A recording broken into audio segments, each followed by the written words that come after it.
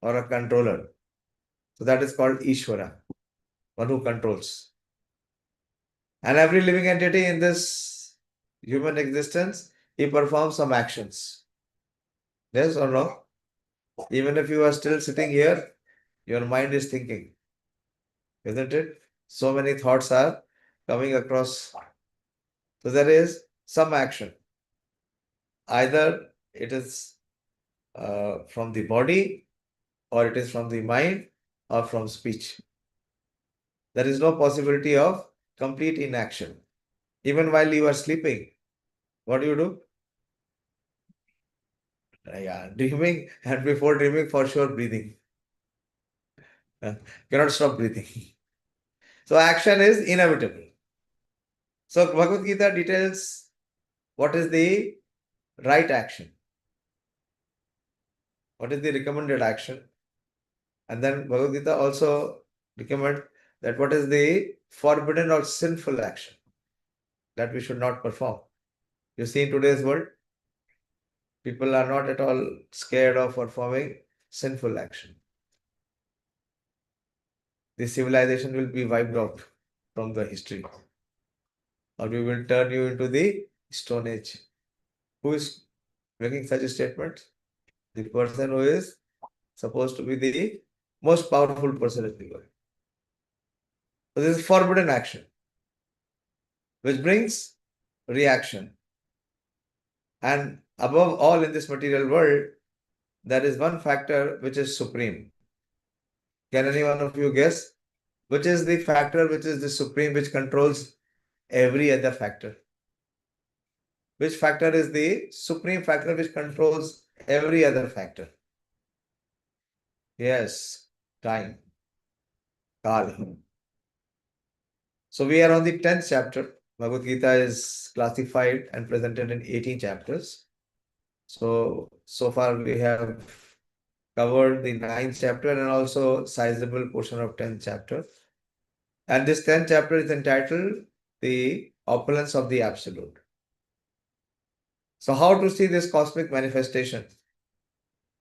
This cosmic manifestation is coming from the Supreme Lord. So how to see his presence? So all those minor details are mentioned in Bhagavad Gita. So far we have studied more than 51 attributes. We will be taking up from 33rd verse. So far we have studied 51 attributes of the Supreme Lord, which he says is visible in various extraordinary opulence or capability that people have. So when we see extraordinary capacity or extraordinary performance in someone, we should know that that opulence or that endowment is coming from the Supreme Lord. Okay. Just try to hear, because some of you are new. You came for the first time. You have been here before? Yeah? Yes. Or you're coming for the first time? No, sir, I have been. You have been before. Okay. So kindly give little patient hearing, and maybe by Supreme Lord's mercy, things will gradually register. You'll be able to make out sense of what is being talked about. I will begin with the prayers, because this knowledge is knowledge which is beyond our capacity of intelligence, the spiritual knowledge. So we require the blessings of the Supreme Lord. So let us invoke by reciting prayers. Om Jnanatimirandhasya Jnananjana Tasmai Shri Gurave Namah Shri Chaitanya Manobhishtam Sthapitam Yena Bhutale Swayam Rupa Kadamayyam Dadati Swapadantikam Vandeham Shri Guru Shri Yuta Pad Kamalam Shri Gurun Vaishnavansya Shri Rupam Sagrajatam Sahagana Raghunathanvitam Tam Sajivam Sadvaitam Savadutam Parijana Sahitam Krishna Chaitanya Devam Shri Radha Krishna Padan Sahagan Lalita Shri Vishakhan Vitamscha He Krishna Karuna Sindhu Dinabandhu Jagatpate Gopesha Gopika Kanta Radha Kanta Namostute Tapta Kanchana Gaurangi Radhe Vrindavaneshwari Vrishabhanu Devi Pranamami Hari Priye Vansha Salpatarubhyascha Kripa Sindhu Bhayevacha Patitanam Pavanebhyo Vaishnavebhyo Namo Namah Jai Shri Krishna Chaitanya Prabhu Nityananda Shri Advaita Gadadhar Shivasadi Gaur Bhakta Vrinda Hare Krishna Hare Krishna Krishna Krishna Hare Hare Hare Rama Hare Rama Rama Rama Hare Hare Namo Vishnu Padaya Krishna Preshthaya Bhutale Srimate Bhakti Vedanta Swami Niti Namine Namaste Saraswate Deve Gauravani Pracharine Nirvishesha Shunyavadi Paschat Deshatarine. Hare Krishna. So we have covered so far 32 verses. So I'll begin with the 33rd verse. In the 32nd verse, the Supreme Lord declared that of all creations, I am the beginning, the end, and also the middle. So he is present everywhere. One quality of the Supreme Lord is that he is omnipresent. He is present everywhere. In each and every atom, his presence is there. O Arjuna, of all sciences, I am the spiritual science. Says Adhyatma Vidya Vidyanam. And amongst the logicians, I am the conclusive truth. Going forward, this is verse number 33. Found it? Page number is 479. You help it. Help him find. You found it? This is verse number 33. You are on the same verse, 33 verse. I can't see from there. You have to bring here. No, this is a little ahead.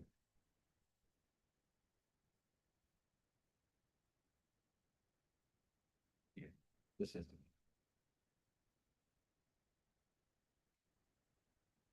Okay, let us recite the verse.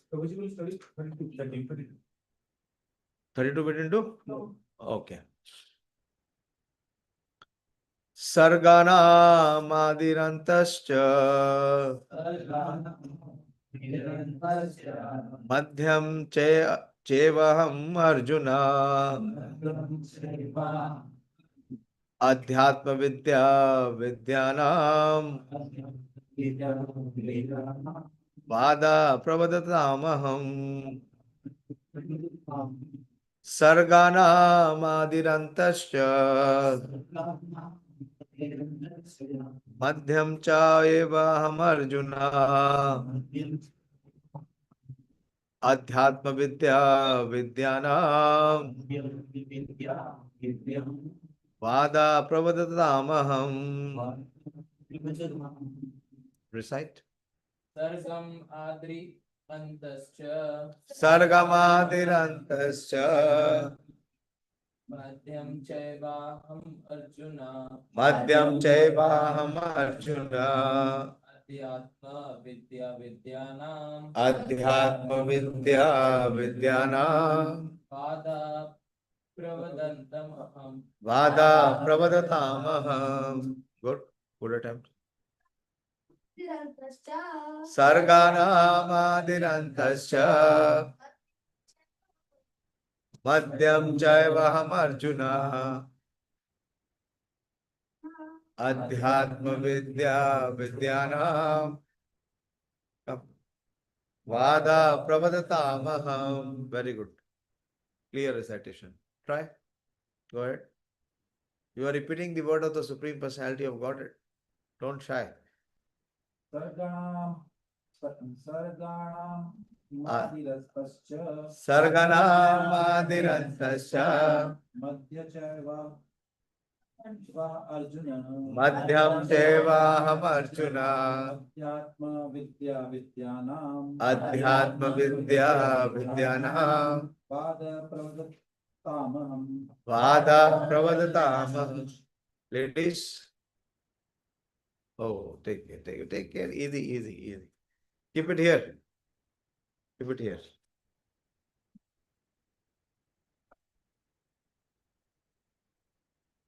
Recite. Sarganamadirandasya Madhyam Devaham Arjuna Adhyatma Vidya Vidyanam Vada Pravadatamaham. So here, the Supreme Lord is saying Sarga. Sarga means creation. Like we say research. Research is not creation. Is it creation? No. It has already been done, but it is being found out, which was lost. It was already there, but somehow it was lost. But it is not with the Supreme Lord. It says Sargana. Amongst the creation, he is Adir. Adir means the beginning. So of the creations, he is the beginning. Why? Because the entire creation starts by the Supreme Lord's desire. Let there be creation, and the material energy, it manifests. The entire cosmic manifestation, how it manifests, is very discrete. I mean, it is inconceivable how it manifests. It is in the unmanifest form. Unmanifest means which is not visible. Like all of us. Before our birth, where were we? Were we visible? So it is called unmanifest, which is not visible.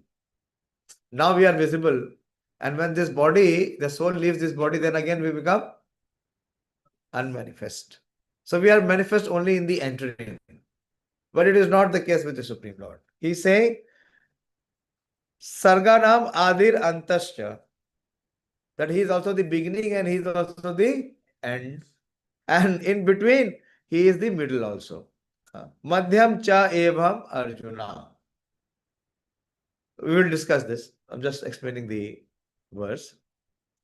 So this is the opulence of the Supreme Lord. This is his majestic quality, that the entire creation comes from the Creator. And he is there in his entire creation, even in the beginning, till the destruction, and at entering also. He is never out of touch of his creation, anytime. So he's in complete control. He's always in complete control. And then he says, amongst all the branches of knowledge or the sciences, he's saying, I am the spiritual science, Adhyatma Vidya Vidyanam. So this is very unique, that in the spiritual science, there is no change. And the non-spiritual science, the material science, there is always a change. You see, the textbooks which your sons and daughter are studying today, did you study the same when you were in their class? Huh? Why it has changed? Because new discovery. New discovery. That means that which was concluded before was incomplete. Incomplete, but still it was being claimed as complete. So what it conveys? This knowledge is imperfect. Of course, it is incomplete, but it is also imperfect. So all imperfections are there, which is man created by the Supreme, not created by the Supreme, which is man-made. There are everything which is created by the human is full of faults and errors. But that which is created by the Supreme, it is free from all fault. You see, we are studying the same Bhagavad Gita which Krishna spoke 5,000 years back. Not even a word has changed. What to say a word? Not even a word has changed. It is exactly the same verbatim. So he says that amongst all the branches of knowledge, I am the spiritual knowledge, Adhyatma Vidya Vidyanam. And the next quality which he says here is Vada Pravadatamaham. Vada means the Vada. Vada means the argument. So in Kali Yuga, we have very distinct quality. What is that quality? Everyone has his own argument. And there is no consensus or synergy. There is a lot of differences. Actually, what is PhD? What is PhD? It is the person who is doing a PhD, he proved that the person who did previously was imperfect. Yes or no? This is PhD. Nasa matir, yes, Nasa muni, yes, matir na bhinnam. Tarko pratishto shrutiyo vibhanna. So everyone is presenting his tarka. Tarka means argument. And Shrutiyo Vibhanna, he is hearing from various diverse sources. And what is the conclusion? That a Muni is a person whose argument is Vibhinna, is different. So Krishna says that amongst all the arguments, Vada Pravadatam Aham, I am that argument which is the conclusive truth. There is no ambiguity. Okay, let us understand this verse more deeply. Yeah. Question. You said that the Bhagavad Gita has not changed last 5,000 years. Yeah. But the early translations of the Bhagavad Gita made by the Europeans and some pundits and others had also changed them. See, try to understand. What is Bhagavad Gita? Bhagavad Gita is spoken by Krishna to Arjuna. Even if you pick up their version of Bhagavad Gita, the Sanskrit verses are exactly the same. There is no change. Where is the change? The change is in their understanding and in their interpretation. That is why Prabhupada in the beginning, in his preface, is saying that there is no point in studying the Bhagavad Gita commentary of those who are non-devotees. Because they have no understanding. Like we were studying in our school, they were in history, we were studying about the first edition of Europeans of Bhagavad Gita. It was just saying that the Buddhists are superior, Christians were superior. And the Bhagavad Gita was also downgraded to a dialogue between Krishna and Arjuna.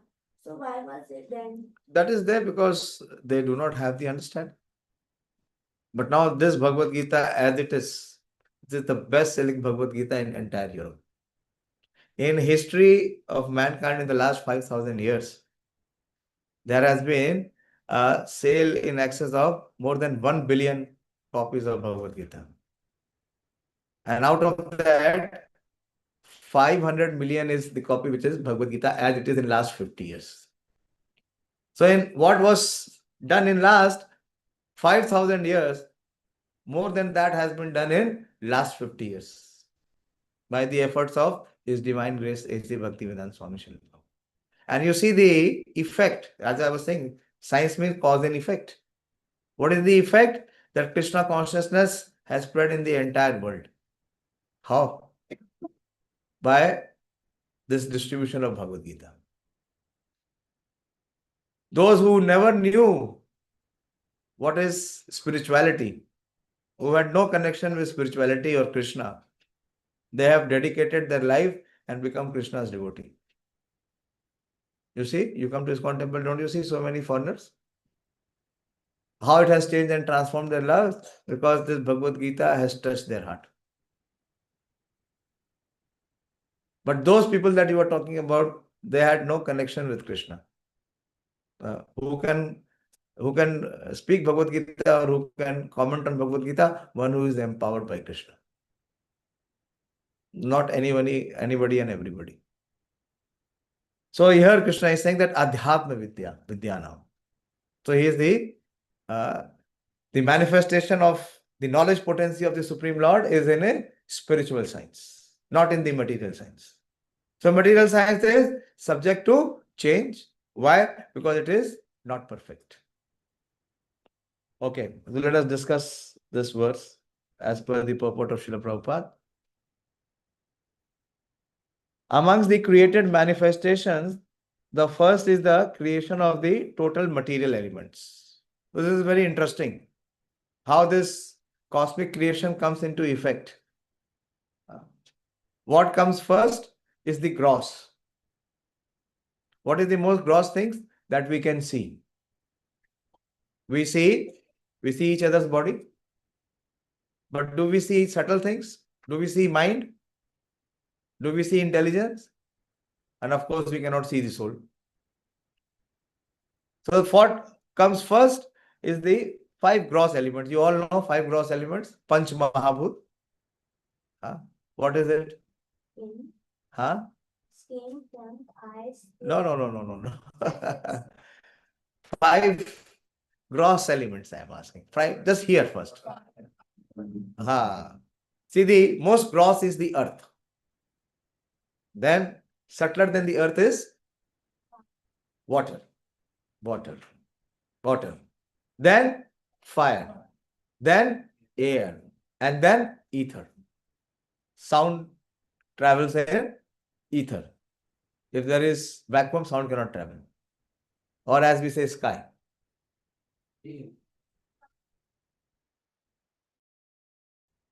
Sky, okay. In our belly also we have sky. So these 5 gross elements are there in our body. It is there in all that is manifest that we see. It is the transformation of these 5 elements. The proportion changes. Yes. Sir, what was the term used for the 5 elements? It is called Panch Mahabhut. That is the Sanskrit term, Panch Mahabhut. The 5 gross material elements. So as explained before, this cosmic manifestation is created and conducted by Mahavishnu. So the creator and the controller is Mahavishnu. You will see there is This chapter. huh? It is in this chapter. There is one beautiful photograph here.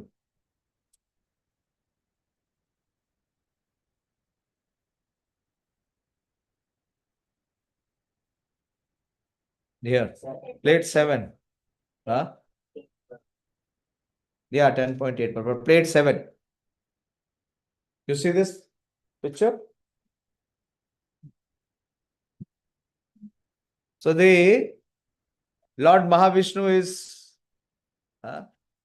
is relaxed, he is reclining in the ocean, and from his pores, you see, so many universes are coming out. So when he is exhaling, so many universes come out. And when he breathes, he intakes all the universes. And that is the cycle of one universe. And what is the tenure of one universe? Is unimaginable length of time. Unimaginable length of time. It could be so small for you now. How much? So wait, just here. So this is the Mahavishnu. The Supreme Lord, he expands as Mahavishnu. And the purpose of Mahavishnu is material creation. This cosmic manifestation. And when Mahavishnu glance at Pradhan, which is the inert state, the inactive stage of the cosmic manifestation. I'll give you an example.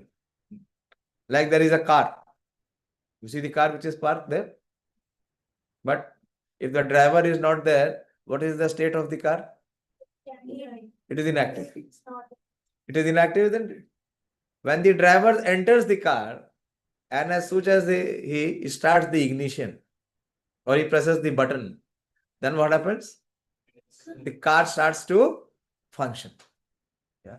Similarly, so I'm giving you one example that it is like Mahavishnu's. So Mahavishnu gives the glance. Just by his mere glance, the material nature comes into action. Another example I give you about toy. You have seen child's toy? The teddy bear is there with a drum. And how it is functioning? Battery. Where is the source of energy coming from? If you take out the battery, what it is? It is dead. It is dead. It is dead. Yeah. Is that teddy running the? It is. It will not work. So similarly, the life infused through the Mahavishnu's glance, Lord Mahavishnu's glance. So here is the thing. The cosmic manifestation is created and conducted by Mahavishnu. He is the principal personality who brings the creation into existence. It is not that from any bang, what is it called? Big bang, it has come into existence. No, it has come into existence from the glance of Mahavishnu. And then as you see from Mahavishnu, he is in the Karan ocean, he is in the causal ocean. And when he is exhaling, so many universes are coming out from his pores. And then, but those universes are still not active. They are not functional. So he further expands. Mahavishnu expands and he enters every universe. And that is called Garbhodakshai Vishnu. That is the second expansion. He enters into each and every universe to make it functional and operational. It is mentioned here, Garbhodakshai Vishnu. And from the Garbhodakshai Vishnu emanates the chief engineer. Who is the chief engineer of this universe? Chief engineer of this universe. Brahma. Brahmaji. Brahmaji is the chief engineer. But from where the elements and ingredients are coming? From Brahma? No. From Vishnu. From Vishnu. From Mahavishnu. So here it is said that as explained before, the cosmic manifestation is created and conducted by Mahavishnu. Garbhodakshai Vishnu is the expansion which enters the every universe. Like we are also in one of the universes. How many universes are there? We cannot keep a count. It is said that in a bag, in a big bag full of mustard seeds, you may still be able to take the count of the mustard seeds in a bag. There may be some millions, but still you cannot count the universes which are there in the galaxy. And in each universe, the living entities are infused. From the glance of Mahavishnu, the living entities enter. And in each living entity's heart, Garbhodakshai Vishnu enters in the form of Shirodakshai Vishnu or Super Soul. Very scientific. From one expansion comes the other expansions. And what it does the creation and it also does the maintenance. First here, get a hang of it, what it is. It is very mystical, very, very mystical. And then again, it is annihilated by Lord Shiva. So Lord Shiva is the superintendent of destruction, yes, of annihilation. Vishnu is in charge of maintenance, Brahma is in charge of creation, and Shiva is in charge of annihilation. These are also called the Guna avatars. They are the three Guna avatars. Lord Vishnu is Sattva Guna, Brahma is Rajoguna, and Shiva is Tamoguna. They are not Tamogunis. They are in charge of the Guna. Like a jailer is in charge of the jail. He is not jailed. You get the point? He is in charge of the jail. He is not a prisoner. He is in charge of all those who are in prison house. Okay. So very interesting. Here first, na? I will ask for questions. First, get the concept. Brahma is the secondary creator. So that is called Visarga. Sarga means primary creation. And Visarga is secondary creation. So what are the scientists? In which category they come? Visarga. Visarga. They have not created anything. Have they created any resource? No. They have taken all the resources from nature. From nature. But what they are doing? They are just going to manipulate those resources. That is why it is called research. Research. Research means it is already there. But somehow they are trying to recover it or re-establish it. The Brahma is secondary creator. All these agents of creation, maintenance and annihilations are incarnations of the material qualities of the Supreme Lord. As I said, these are called the Guna avatars. Therefore, he is the beginning, the middle, and the end of the. So he is the one from whom everything else is emanating or expanding. So he is the source. He is the foundation. He is the origin from where all of it is emanating. So if you see, this example is there. If you see a good flower on the tree, what you should be thinking? You should be thinking how healthy the tree is. And what depends on the health condition of the tree depends on the health condition of the roots. Roots. So where are the roots? The roots are in Krishna. So this vision or this knowledge Krishna is revealing in this chapter.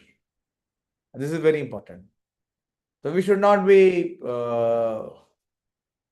misguided by seeing anything very spectacular or very extraordinary.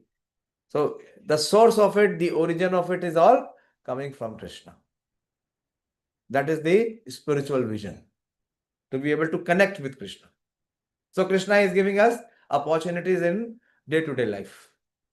When we meet with so many persons, what we can do? We can relate and we can connect with Krishna.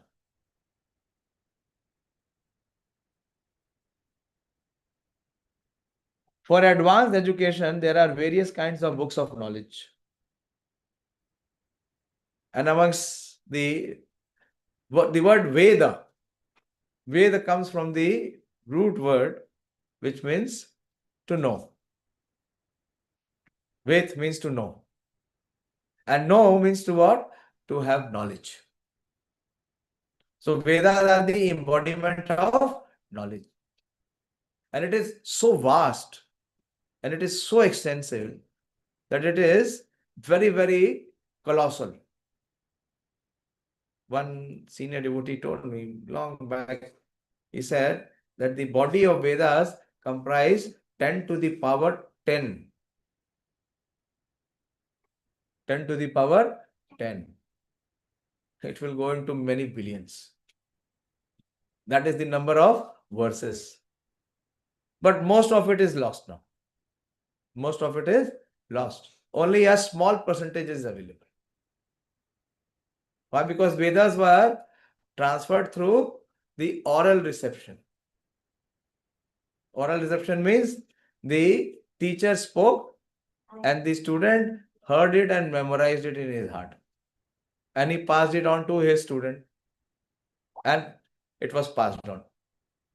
But in this yuga, the period that we are, our memory is very strong and powerful, you know. Our memory is so strong and powerful that if you don't put any number in your phone, you cannot reclaim it. Can you reclaim it? No. Yeah. So amongst the books of knowledge, such as the 4 Vedas, so they are the prominent one. Actually, there were 3, but when the Vedas were put in the text form, before the Kali Yuga began, Vyasadeva could see, he had the spiritual vision that in the age of Kali, in this iron age, people will not have memory. So this knowledge will be completely lost. So mercifully, what he did, he presented it in the form of books, text. And he classified 3 and made it 4. So these are the 4 Vedas. Arthava Veda was not there before. Rig, Sam and Yajur was there. And before Kali Yuga, he scripted it and made it 4.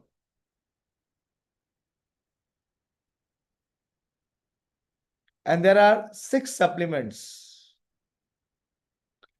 Vedas are there, and because Vedas are very high, very advanced, refined intelligence is required to understand Vedas. So then he gave Upanishads.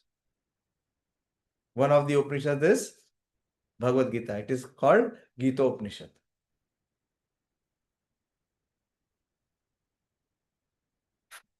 The Vedanta Sutra. And then he concluded the entire Vedic knowledge and summarized it in the aphorism. Aphorism, you understand, in a very condensed form. It is called Vedanta Sutra. What is the Ved Antaha? Anta means the end or the conclusion. Of what? Of Vedas, of the body of knowledge. So that is the Vedanta Sutra. And books of logic, books of religiosity, and the Puranas. So he also gave Puranas and the Itihasas. So these together were 14 divisions of books of education. So Prabhupada is classifying. Of these, the book which presents Adhyatma Vidya, spiritual knowledge, in particular the Vedanta Sutra, represents Krishna. And for us, what is that Adhyatma Vidya? What is that one book? Bhagavad Gita. In Bhagavad Gita, in the 15th chapter here, I will ask for questions. So please keep it with you. Where is your copy? You don't have? If you have a very urgent question, then write it down so that you don't lose. Okay?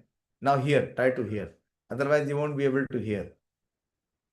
Because Krishna says that Vedeshta Sarver Ahameva Vedyo. What is the purpose of studying the Vedas? Is to come to the root of who is the cause. So he says Vedeshta Sarver Ahameva Vedyo. The purpose of all Vedas is to come to me, is to acknowledge me. And I am Vedanta Krit. I am to be known by the Vedas and Ved Videvacham. I am also the compiler of the Vedas in the form of Vyasadeva, his incarnation. So, it's with Adhyatma Vidya, spiritual knowledge, in particular, the Vedanta Sutra represents Krishna. Okay. So, we have understood this verse so far, that how is Sargana, Adir, Anta and Madhya, and Adhyatma Vidya, Vidyanam. Then finally he says, Vada Pravadatam Aham. Amongst logicians, there are different kinds of argument. So this is there. This is basically amongst those who are scholars and philosophers, or even scientists. As I said, that they have difference of opinion always. And this opinion turns into argument. So there are different kinds of argument. Supporting one argument with evidence that also supports the opposing side is called Jalpaha. This is a technical word. Jalpaha. Merely trying to defeat one's opponent is called Vitanda. This is very prominent now. Yes or no? The purpose of presenting the argument is to defeat the other. It's not to establish his authenticity. The more interest is to defeat the other. But the actual conclusion is called Vadaha. So there are 3 terms. We come to know about the 3 terms. What are the 3 terms? Jalpaha and Vitandaha and Vadaha. So Krishna says, I am neither Vitandaha, neither I am Jalpaha. I am the Vada, the conclusive truth. This conclusive truth is a representation of Krishna. What is the conclusive truth Krishna has spoken in Bhagavad Gita?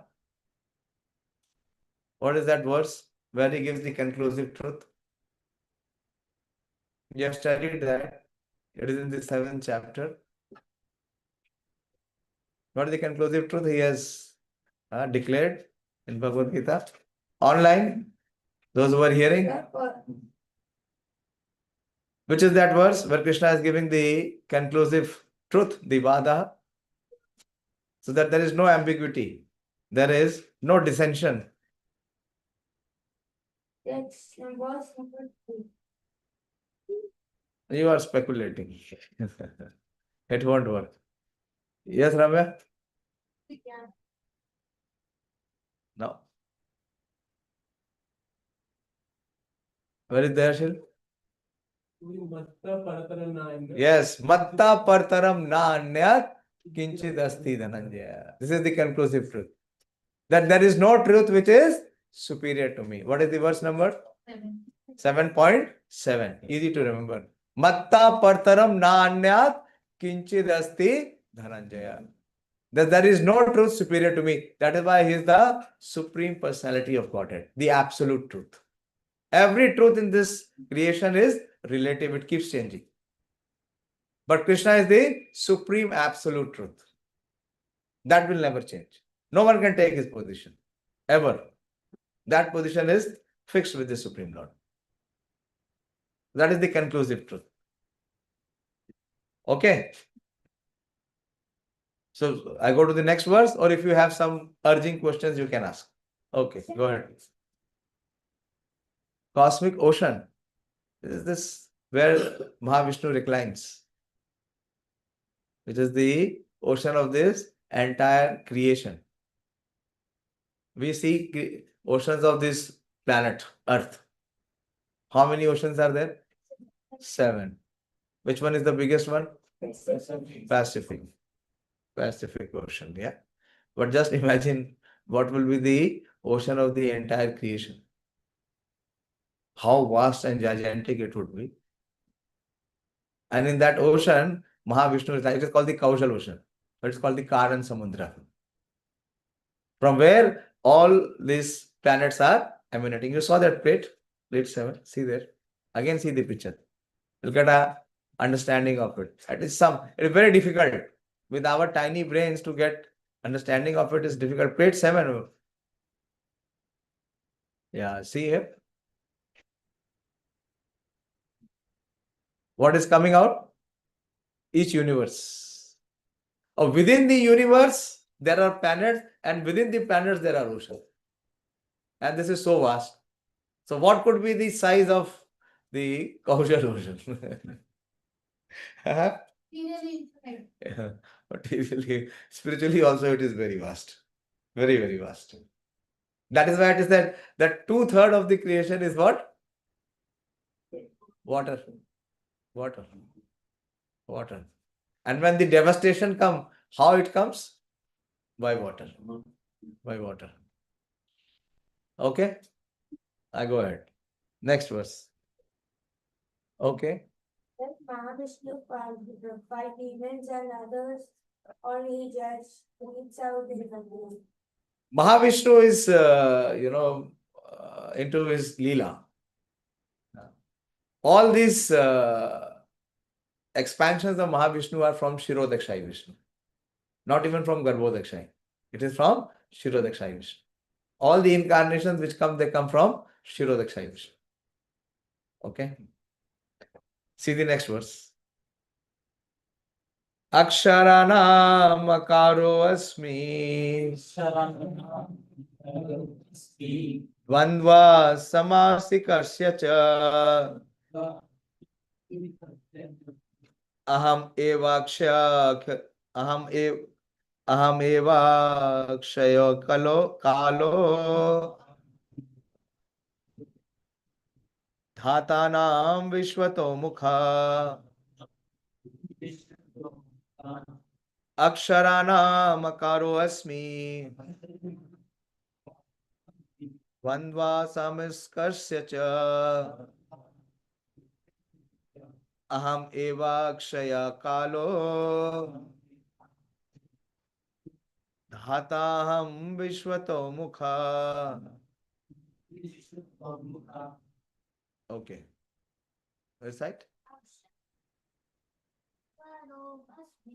Aksharanam akaro asmi. Dvanda samasikasya cha. Evakshaya kalo.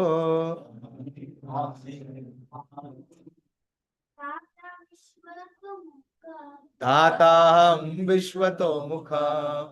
Okay. Recite those who have not recited. Karo asmi. Aksharanam akaro asmi. Dvanda samas Kasya cha. cha. Dvanda samasikasya cha. Aham evaksha kalo. Aham evakshaya kalo. Dhataham vishvato mukham. Dataham vishvato mukha.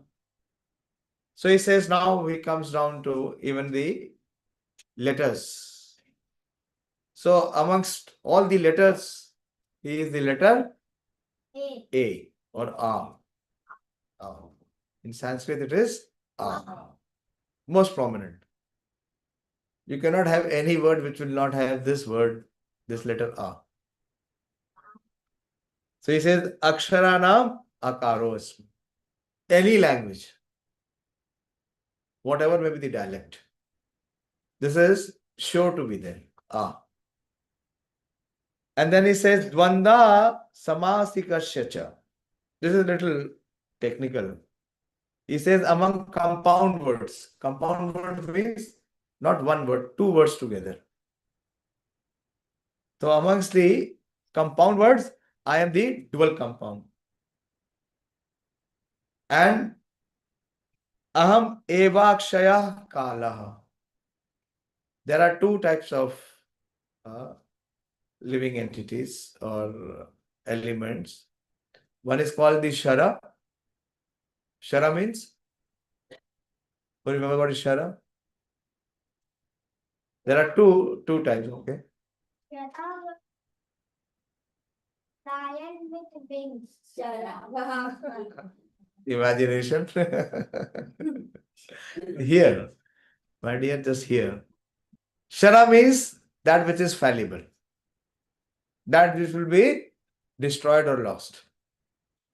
Like very soon we will be having the Akshaya Tritiya. Shay means that can be terminated. That is Shay. So this body is Shay. Yeah. But Atma is Akshay. Okay. So he says, Aham eva Akshaya Kalaha. Kala is Akshay. Kala cannot be destroyed. Kala destroyed everyone else. The time factor destroys everything. Yes or no? Yeah. And he says, Dhata aham vishvato mukha. Dhata means one who is the creator. So, in the last verse he has said that he is the Sarganam, Adir, Madhya and Antaha. But amongst the sub-creators, he is Vishvato Mukha. He is Brahma. And of the creators, I am Brahma. Okay? Clear? But still we will discuss it a little. Purport. Akara, the first letter of the Sanskrit alphabet, is the beginning of the Vedic literatures. Even in English, what we have? Vowels and consonants. And what is the first vowel?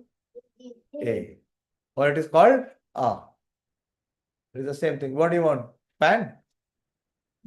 To be switched off. Okay, you sit back. Okay, go and sit back.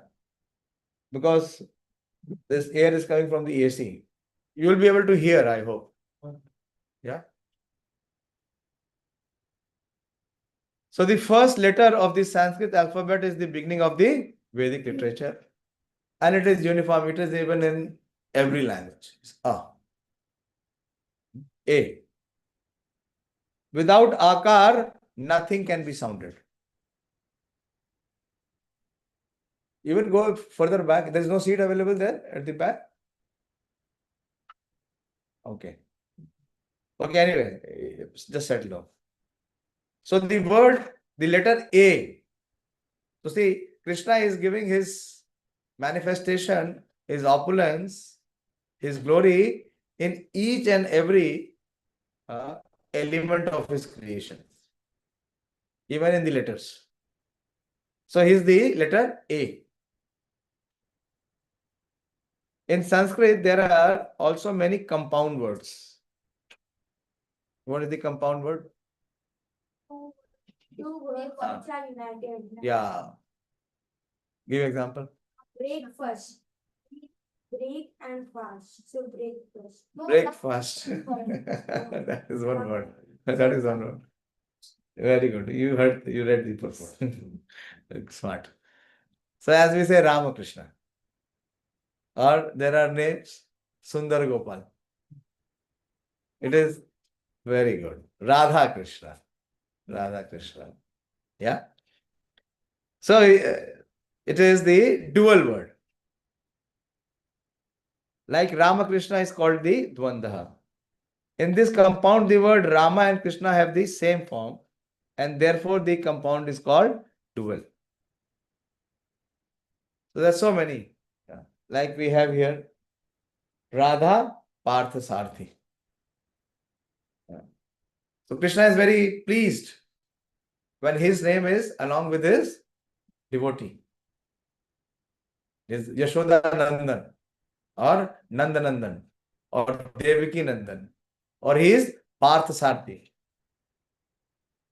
So Krishna is very pleased when his name is there along with his pure devotee.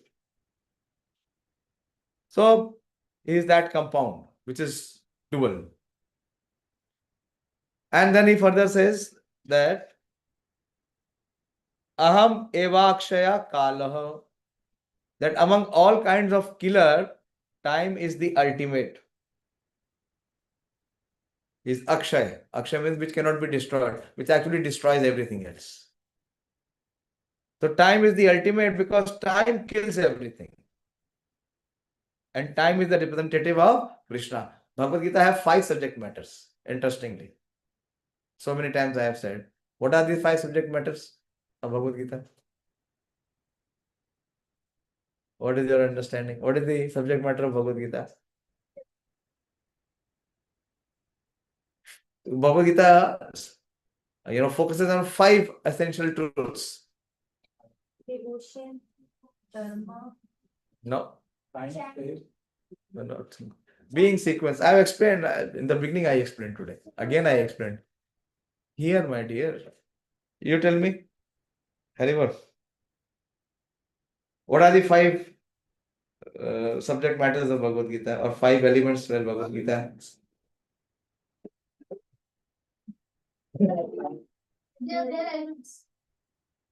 Five basic truths.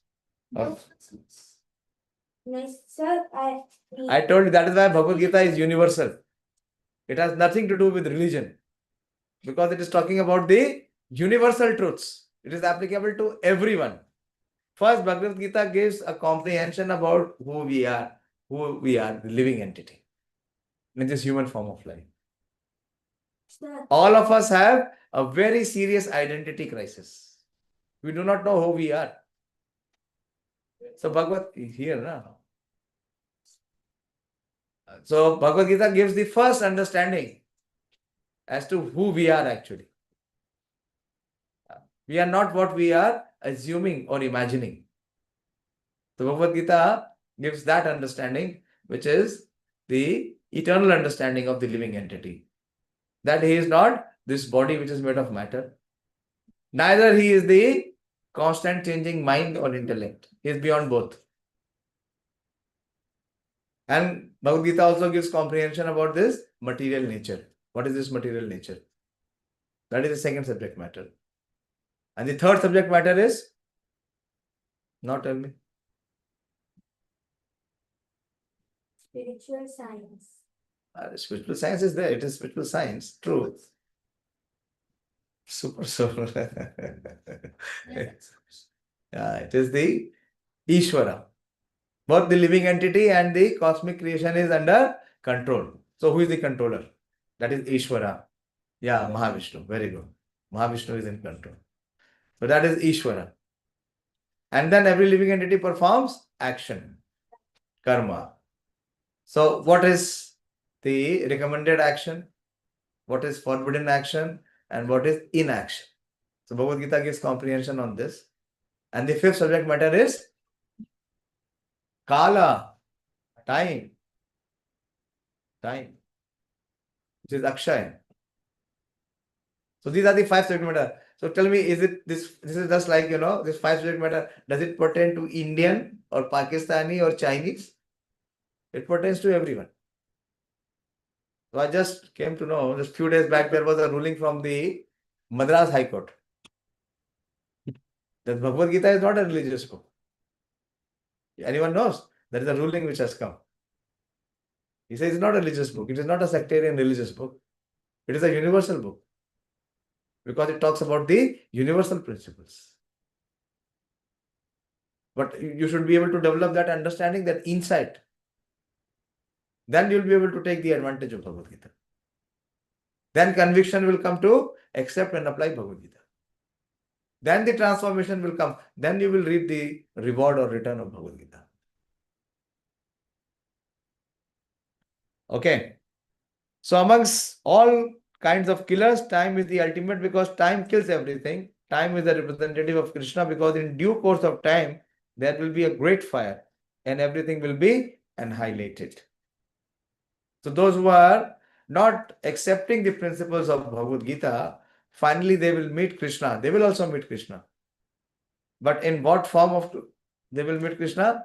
Not in his personal sweet form. They will meet Krishna in the form of Kala. Is there anyone in this creation who is exempt from Kala? But when the devotees, Kala comes, they're not afraid of Kala. Because they see Krishna coming in the form of Kala. So they embrace Kala. There is no fear of death. Amongst the living entities who are creators, this is the fourth aspect. Dhata aham vishwatomukha. Brahma, who has four heads, is the chief. So he is the chief engineer. So he takes all the material elements which have been created by Mahavishnu and he does the sub-creation. Therefore, he is representative of the Supreme Lord Krishna. Okay? Clear? I'll take one more verse. I have some time. Mrityu sarvaharascha udbhavascha bhavishyatam kirti shrir vakchanarinam smritirmeda dhriti shama mrityu sarvaharascha udbhavascha bhavishyatam kirti shrir vakchanarinam smritirmedha dhriti shama. Those who have not recited may recite, please. Wait, remain silent. Mrityu sarva haraschaham udbhavascha bhavishyatam kirti shrirvachanarinam smritirmedha dhriti shama. Good. Now you have recited, Baba. Give others the chance. Those who have not recited, recite. You have also recited? No. You recited first verse? Okay, go ahead. Yeah, haraschaham Mrityu sarva haraschaham udbhavascha bhavishyata Shrir Vakchanarinam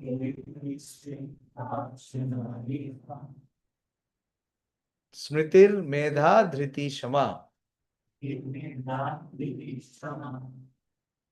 Okay. So Krishna is giving so many attributes and qualities here. Again, he is continuing this. See, so many verses he is speaking about Kalaha. So those who do not become Krishna conscious, so finally they, as I said, they meet Krishna at the time of death, but in a very horrified form. The most suffering state are only two. In this human existence, two stages are the most suffering state. One is the birth. The living entity suffers the most during the time of birth. And second is at the time of death. Those who have complete material existence, they have to undergo very, very severe suffering at the time of death. So he says, Mrityu sarva harascha. I am the all-devouring death. And he says that Udbhavascha bhavishyata. Bhavishyata means in the future. I am the generating principle of all that is yet to be. So in future there is some hope. And then he says, amongst the Nari Nam, so Krishna has spoken so many amongst the men, but what about ladies? Creation from Supreme Lord also. The Krishna is not partial. So he says first of the feminine quality which Krishna glorifies, and he says that this is my representation. First he says is Kirti. That is fame. Second is Shri, which is beauty or opulence. And Vak. Vak is fine speech. So this is all representation of Krishna's opulence. Representation of Krishna's opulence, those who have been blessed by Krishna. They will possess these qualities. And also, what are the other qualities he mentions here is Smriti. Smriti is memory or remembrance. Medha means intelligence. And Dhriti means firmness. And Shama means patience, tolerance. So all these divine qualities. I am the all-devouring death, and I am the generating principle of all that is yet to be, that is the future. Amongst women, I am fame, fortune, fine speech, memory, intelligence, steadfastness, and patience. As soon as a man is born, he dies at every moment. Thus, death is devouring every living entity at every moment. Yes or no? But do we have cognizance of it? No. We remain completely oblivion to it. Every moment, what is happening? Our existence is being reduced. There's a beautiful verse in Srimad Bhagavatam which says, Ayu haratai va pumsan. That just by rising and setting, what the sun is doing, it is absorbing the lifespan of everyone. Yes or no? One day less. Sunrise and the sunset, one day is over, which will never come back. Thus, death is devouring every living entity at every moment, but the last stroke of is called death itself. That death is Krishna. As for the future development, all living entities undergo 6 basic changes. So, that which dies, it also takes birth.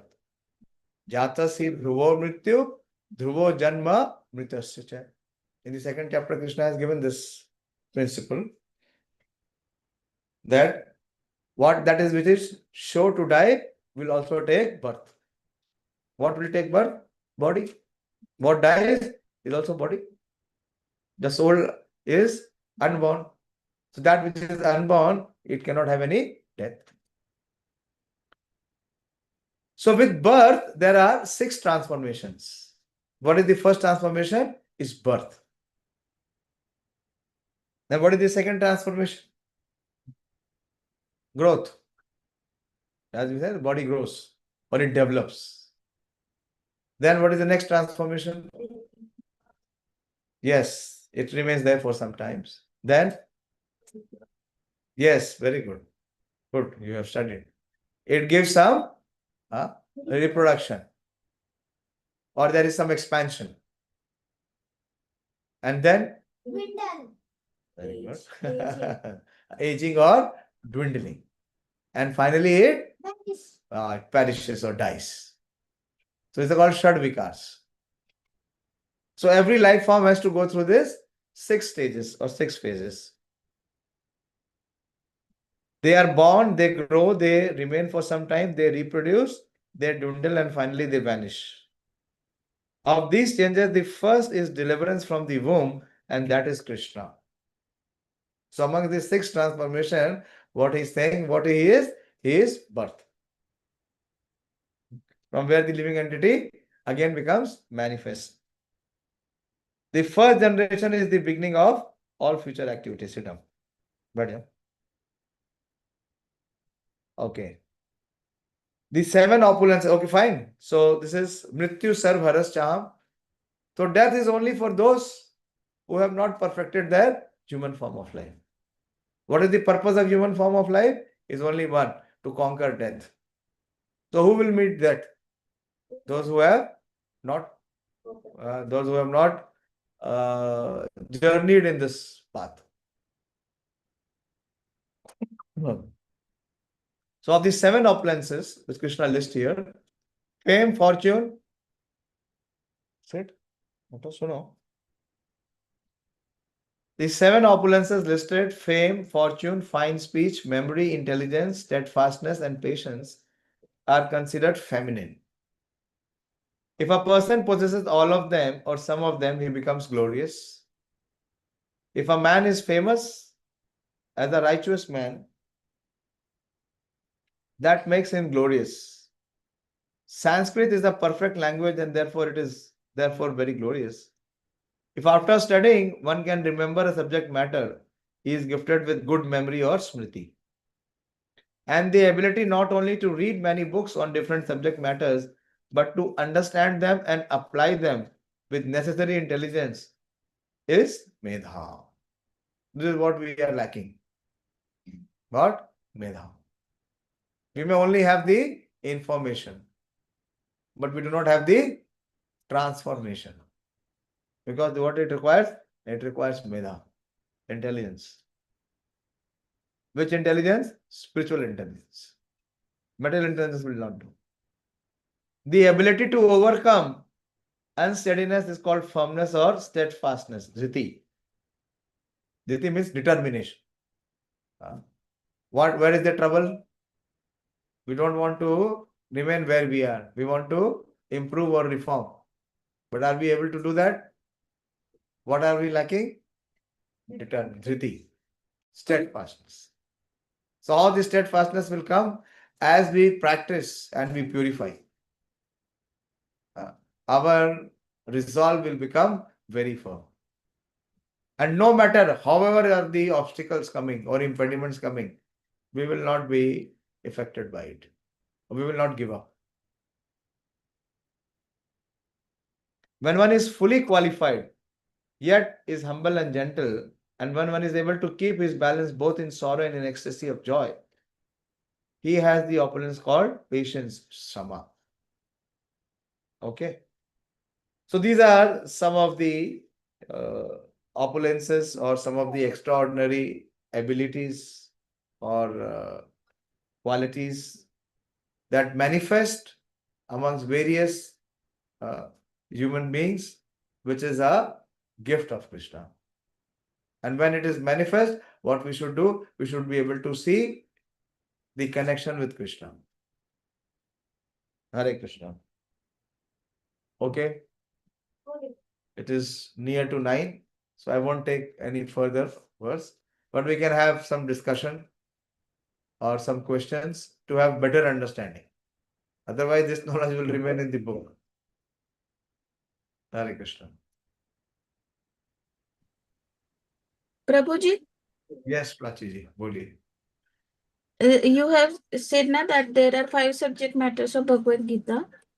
Yes. So the actions are recommended actions, forbidden actions, and Inaction. Inaction. और प्रभु जी ये जो verse 10.32 है अभी जो पढ़ा था इसके पहले उसमें जो लास्ट वाला है among logicians there are different kinds of argument. Yeah. इसको थोड़ा फिर से डिस्कस करेंगे. See, as I said, that I give an example of like PhD people. People are doing PhD. People are writing thesis.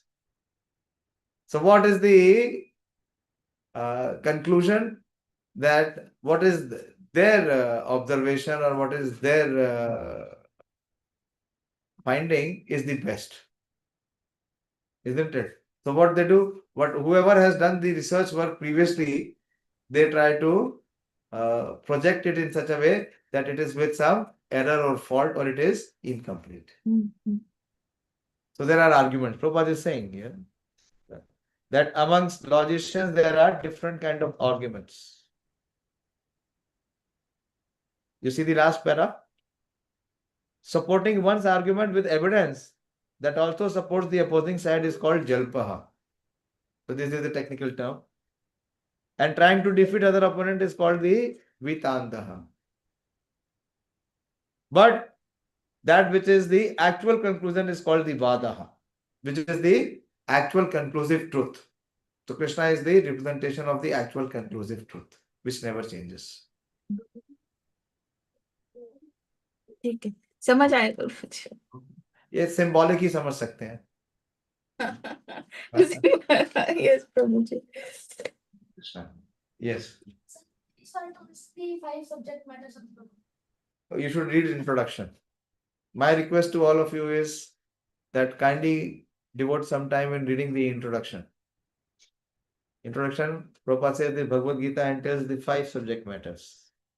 No one before Prabhupada, no one in this history had ever said that what are the 5 subject matters of Bhagavad Gita.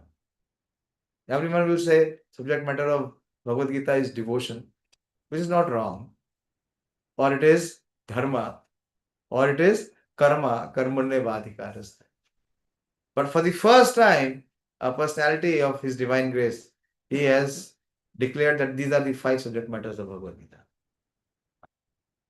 You see, it is there.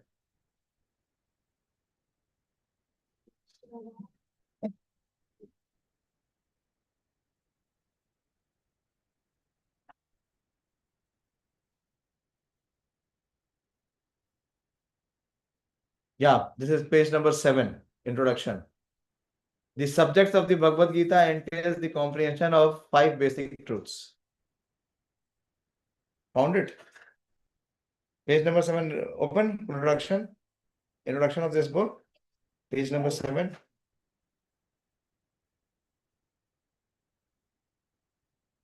You will see through the binocular, page number 7. Why allow your attention to be distracted? You open page number 7. Page number 7. Numeric 7.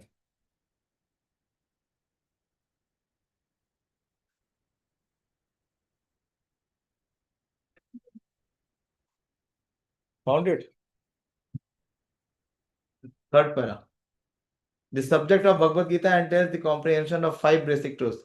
First of all, the science of God is explained, and then the constitutional position of the living entities, jivas. There is Ishvara, which means the controller, and there are jivas. So these are 2. The living entities, which are also controlled. If the living entity says he is not controlled, but he is free, then he is insane. Then you come down, then it says, in the Bhagavad Gita, the subject matter deals with Ishvara, the supreme controller, and jivas, the controller, prakriti, material nature, and the time duration of existence of the whole universe, the manifestation of material and karma activity are also discussed. Okay, so these are the 5 subject matters of Bhagavad Gita. Yes, Dr. Dolamani. Prabhuji, you told that Lord Vishnu is maintainer, but he both is creator and maintainer. Yeah, yes, he's creator also and he's the maintainer also. Yes. Okay. So thank you all very much. Shrimad Bhagavad Gita की जय, श्री प्रभुपाद की जय. Hare Krishna.